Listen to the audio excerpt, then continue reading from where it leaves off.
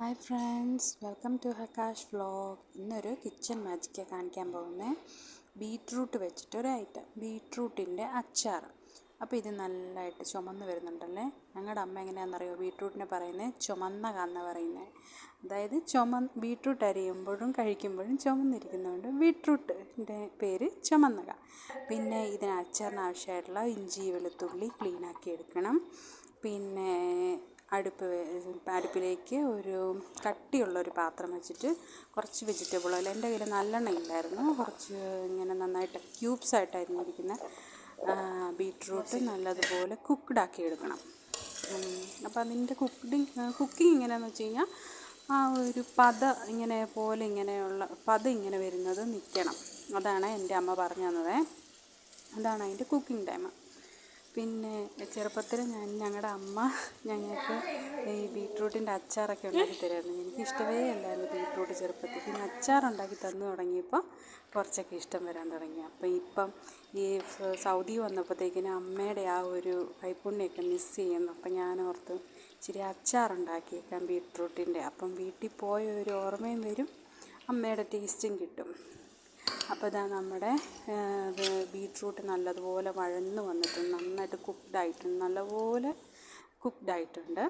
പിന്നെ അത് മാറ്റി വെക്കണം. അന്നേരം അത് കുക്ക്ഡായിട്ട് വന്നു കഴിയുമ്പോൾ അതിലോട്ട് നമ്മൾ കടുക് ഇടുക, പിന്നെ കടുക് കുറച്ച് ഇടുക, പിന്നെ ഇഞ്ചി വെളുത്തുള്ളി എല്ലാം വഴറ്റിയെടുക്കണം.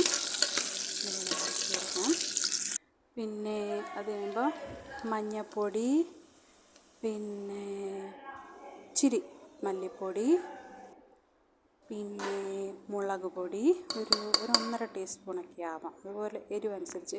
പിന്നെ ഞാനിവിടെ ഉപയോഗിക്കുന്ന പിങ്ക് സോൾട്ടാണ് കേട്ടോ. പിന്നെ അതിനകത്തോട്ട് നമ്മൾ വഴറ്റി വെച്ചിരിക്കുന്ന ബീറ്റ്റൂട്ട് എല്ലാം ഇട്ട് കൊടുക്കണം. ചെറുപ്പത്തിൽ എനിക്ക് ഒട്ടും ഇഷ്ടമല്ലാത്തൊരു വെജിറ്റബിൾ ബീറ്റ്റൂട്ടായിരുന്നേ. അന്നേരം സ്കൂളിലൊക്കെ തന്നു വിടുമ്പോൾ തോരനായിട്ടും മെഴുക്കുവരട്ടിയൊക്കെ ആയിട്ട് തന്നു വിടുമ്പോൾ ഒന്നെങ്കിൽ കളഞ്ഞോ അല്ലെങ്കിൽ അത് കഴിക്കാതെ കൊണ്ടുവരും.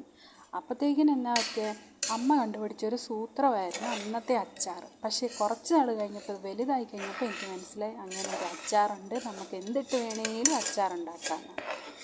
പിന്നെ അമ്മ അന്നൊക്കെ കുറേ കൺവിൻസ് ചെയ്യാൻ നോക്കി.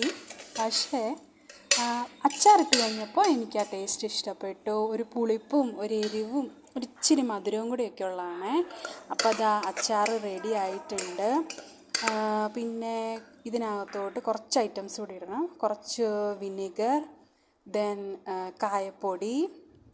പിന്നെ നമ്മൾ മലയാളികൾ അത്ര പെട്ടെന്നൊന്നും കോട്ടൻ തുണി കളയത്തില്ലല്ലേ.